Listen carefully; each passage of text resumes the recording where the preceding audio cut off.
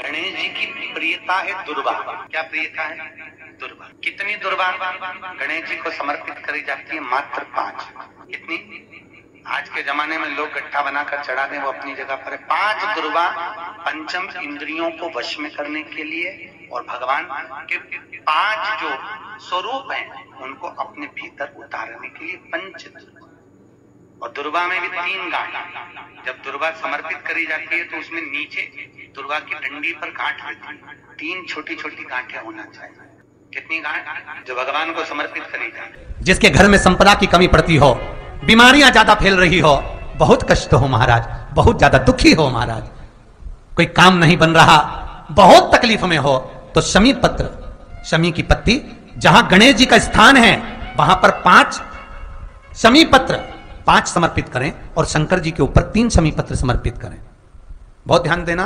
5 शमी पत्र जहां गणेश जी का स्थान है शिवलिंग में वहां समर्पित करें। 3 शमी पत्र शिवलिंग के ऊपर समर्पित करें। 1 शमी पत्र शंकर जी की चौखट पर लेफ्ट भाग में, जाते समय आपका उल्टा हाथ, जब मंदिर से निकलो तो उल्टे हाथ पर लेफ्ट भाग में शंकर जी की चौखट पर समर्पित करें 1 शमी पत्र। और महाराज घी का दिया जहां लेफ्ट भाग में आपने शमी पत्र रखा है, मंदिर में ना दिया लगाकर बाहर की ओर जहां शमी पत्र रखा है उसके ठीक साइड में एक घी का दिया लगा दीजिए। केवल गणेश चतुर्थी से लेकर अनंत चतुर्दशी तक गणेश पुराण कहती है भगवान गणेश जी का, मोर ध्वज का, मयूर ध्वज गणेश का नाम लेकर जो ये दीप शमी पत्र चढ़ा देता है उसके घर से कभी रिद्धि सिद्धि नहीं जाती, वैभव प्रतिष्ठा नहीं जाती। कर देखो, गणेश जी महाराज और एक शंकर जी, ये 2 देवता ऐसे हैं जिन पे तुलसी नहीं चढ़ती।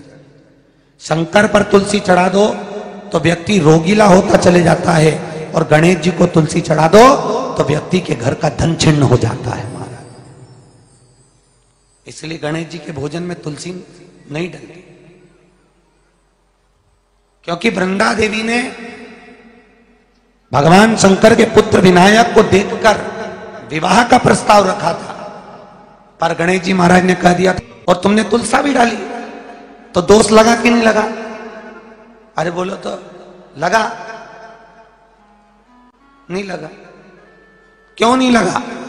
अगर थाली को अंदर से लेकर आए, पुष्टि मार्ग का नियम, जब ठाकुर जी के सामने 56 भोग, कुनवाड़ा, अन्नकूट लग जाता है, लगने के पहले उसको जब लेकर आते हैं रसोई घर से, भोजनशाला से, तो उसमें तुलसी डाल के नहीं लाते।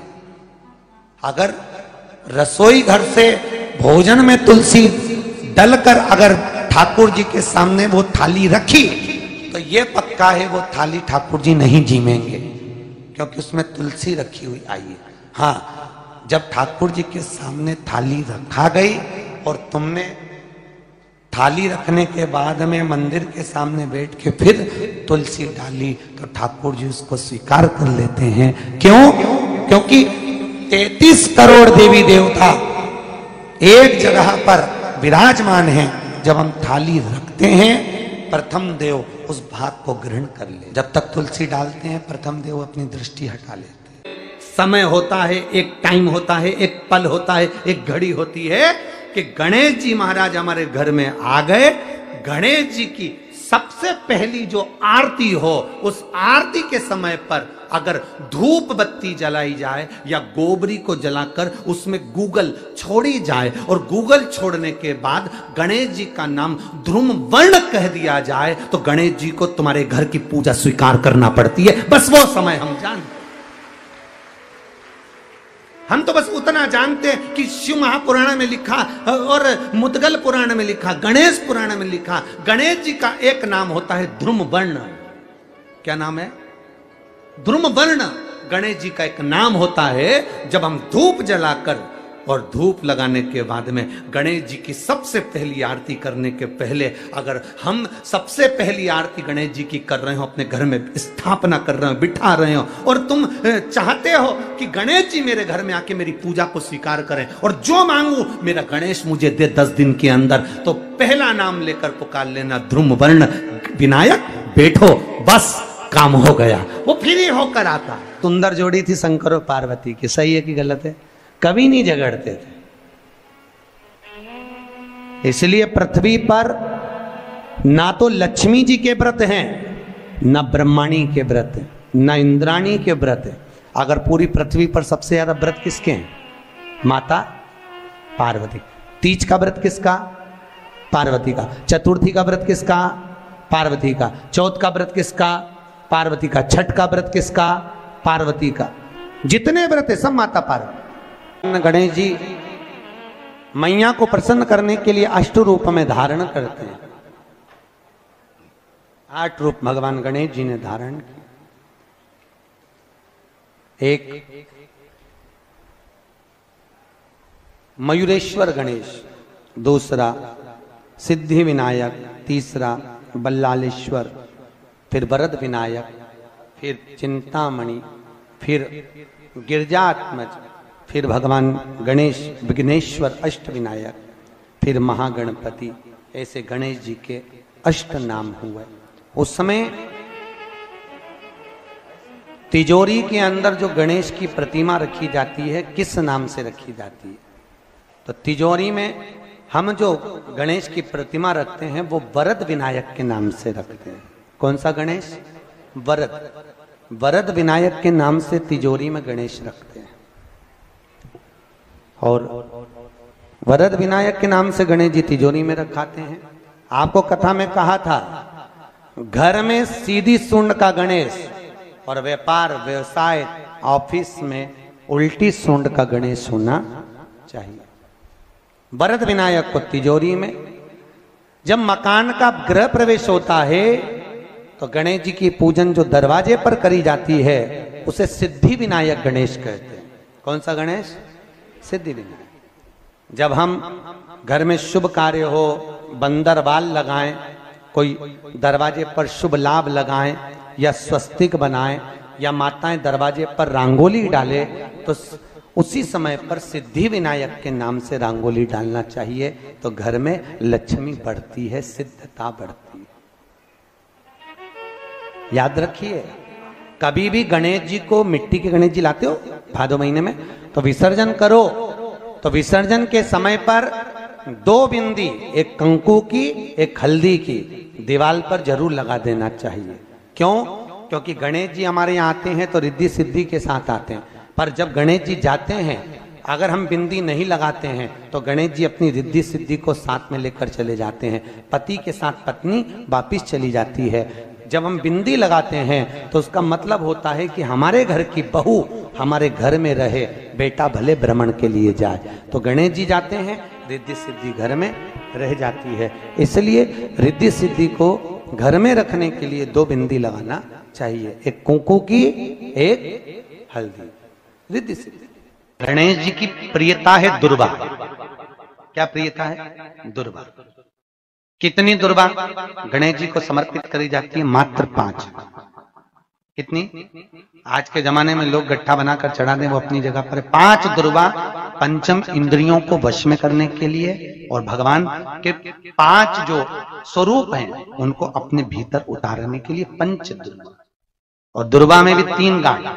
जब दुर्वा समर्पित करी जाती है तो उसमें नीचे दुर्वा की डंडी पर गांठ रहती है, 3 छोटी छोटी गांठें होना चाहिए। चतुर्थी का जो व्रत करने वाली होती हैं, जो चतुर्थी का पूजन करने वाली होती हैं, उनके भीतर का एक भाव होता है कि जैसे ही शाम का समय आए चंद्रदेव का पूजन करें। चंद्र जब प्रकट हो जाए, कलश भर लिया, उसके नीचे आखा दाना रख दिया, चावल गेहूं जो भी आप रखते हो पूजन के लिए, ऊपर पात्र आदि रख दिया, जलाशय, फिर अपन ने घी का दिया लगाकर पूजन भी कर ली। तो जो चतुर्थी का पूजन करने वाली होती है, जो चतुर्थी का नियम व्रत धारण करने वाली होती हैं, बड़ी बड़ी चतुर्थियां करती हैं या उसका नियम धारण करती हैं, तो चतुर्थी का जो पूजन करती है वो किस चीज के लिए होता है? केवल संतान, पुत्र, परिवार, हमारा कुटुंब, हम जिस कुल में हैं, हमारा कुल वैभव की ओर बढ़े, संपदा की ओर बढ़े और उसकी आयु बढ़े, उसकी आयु बढ़े, वैभव बढ़े। बहुत ध्यान दीजिएगा महाराज। चतुर्थी की पूजन में जो आप आखा दाना रखते हो, गेहूं वगैरह कुछ भी जो रखते हो, उसकी बड़ी महत्वता होती है महाराज। यहां तक कहा गया है, चतुर्थी की कथा तो आप लोग पढ़ते होंगे, जो लोग पढ़ते हैं उनको मालूम होगा। चतुर्थी की कथा में लिखा है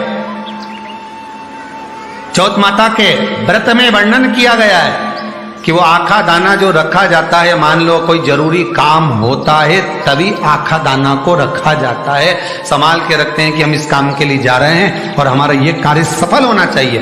तो जिसने चतुर्थी का व्रत करा है, जिसने चंद्रदेव का पूजन करा, चतुर्थी का व्रत करा, वो गणेश जी से विनती करके वहां से 2-4 आखा दाना उठा ले और जो व्यक्ति का काम अटक रहा है अपने ही घर का, पर दूसरे कुल को नहीं देना, अपने ही कुल के अंतर्गत जो काम अटक रहा है उसकी जेब में, उसके पल्लू में उस चीज को रख दिया जाए।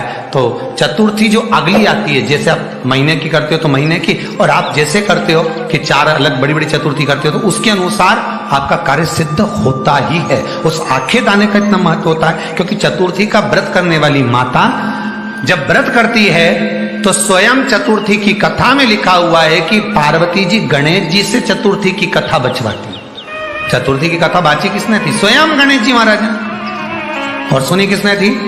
माता पार्वती। बाचने वाले गणेश जी थे, सुनने वाली माता पार्वती थी।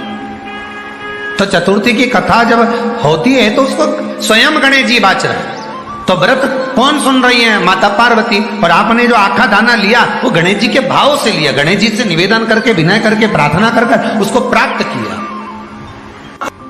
जितने आस्था चैनल पर कथा सुन रहे हो, जितने फेसबुक और यूट्यूब पर सुन रहे हो, और जितने इस छत्तीसगढ़ की पावन धरा पर बैठकर सुन रहे हो, बहुत सावधानी से सुनना। एक छोटा सा कपूर का टुकड़ा जब आरती में जलाया जाता है तो ये कपूर क्यों जलाते हैं? इस कपूर का महत्व क्या है? इस कपूर का कारण क्या है? ये कपूर है कौन जिसको हम आरती में जला? क्या जरूरत इस कपूर को आरती में जलाने की? क्या जरूरत इसको यज्ञशाला में जलाने की? क्या जरूरत है इस कपूर को पूजन में जलाने की?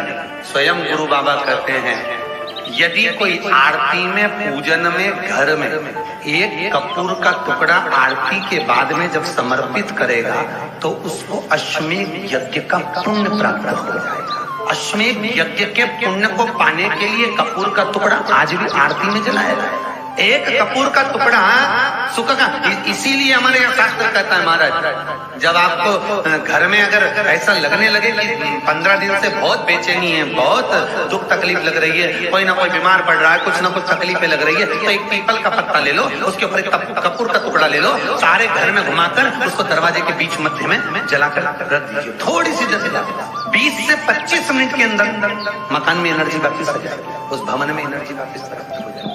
20 से 25 मिनट के अंदर एनर्जी वापस। लग रहा है कि यहाँ नेगेटिव है तो उसको पॉजिटिव बनाया जा सकता है। रात को 12 बजे शंकर जी के मंदिर में शिवलिंग पर चढ़ी हुई बेलपत्री को उठाकर शंकर मंदिर का शिखर देखकर चबा चबा कर खा लीजिए।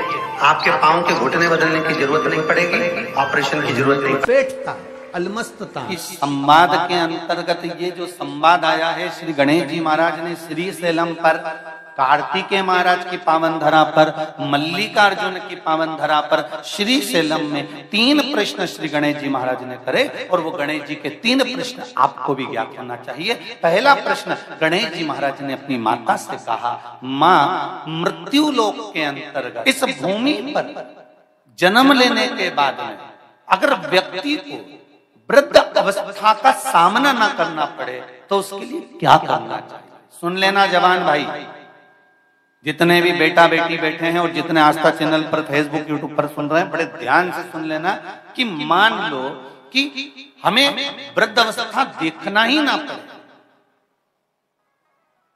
उसके लिए क्या करना पड़े? तो कहा उसका एक ही साधन, राम राम रटते रहो जब तक घट में प्राण, कबहु तो दीन दयाल के भनक पड़ेगा। महाराज, एक कर्म करते रहो, तुम्हारा कर्म जरूर करो, काम करते करते करते करते करते करते भी भगवत स्मरण करते। धर्म और कर्म, इन दोनों में अंतर क्या है? बोलो रे, जल्दी जल्दी बोलिए। धर्म और कर्म में अंतर क्या है? धर्म अष्ट विनायक में एक विनायक, सबसे प्रबल विनायक, अष्ट विनायक में सबसे प्रबल।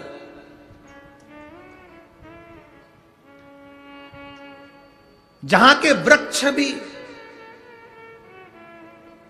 मोर का रूप लेकर आवाज लगाते हैं शिव जी को,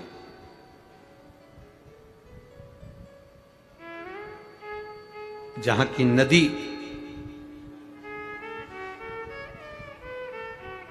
सिंधुरासुर असुर के कारण करहा रही है,